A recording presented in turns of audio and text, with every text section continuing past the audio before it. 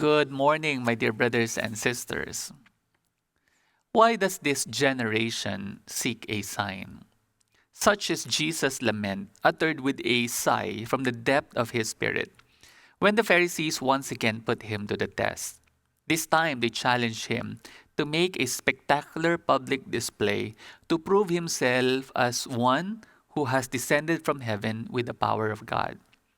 Their real intent is not to see a sign, but to see him fail and thus lose popular support. They themselves are already convinced that Jesus is not the Messiah. They refuse to believe in him no matter what signs he performs. Even if he rises from the dead, they would not believe in him. So, knowing their evil intent, Jesus refuses to step into their trap.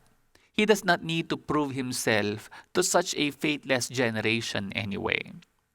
This encounter with the Pharisees, though, gives us an opportunity to reflect on the problem of unbelief, even amongst us baptized Catholics.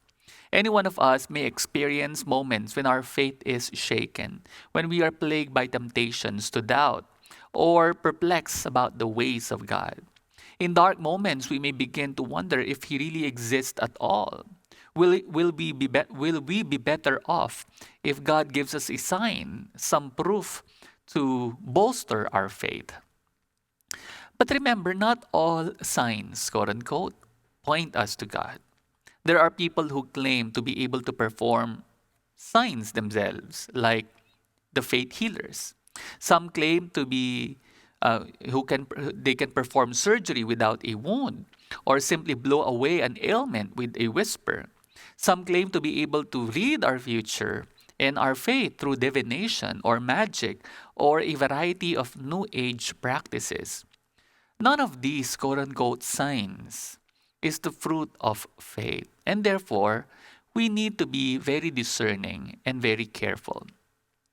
The other extreme that we need to avoid is when unbelief can tempt us in the opposite direction, not toward accepting all sorts of dubious signs, but actually toward rejecting them all.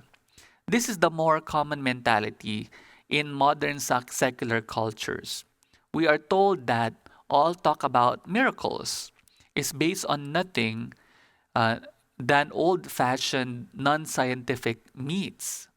Thus, they say we should set aside all of these and focus merely on human efforts. So, in this case, pride becomes a virtue and worldliness an advantage.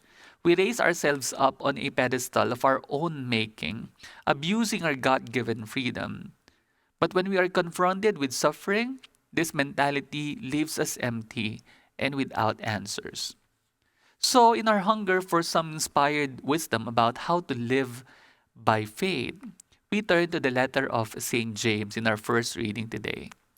James knows that the various trials we face, the very experiences that challenge our faith, can bear the good fruit of perseverance. So he urges us to consider it all joy.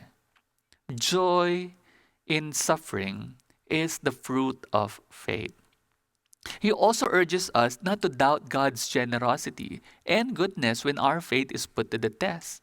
We will indeed face many trials in life, but these serve to purify and perfect our faith. When we live by faith, we are free to be generous and patient. And in fact, we ourselves become a sign for the benefit of those in need. Amen.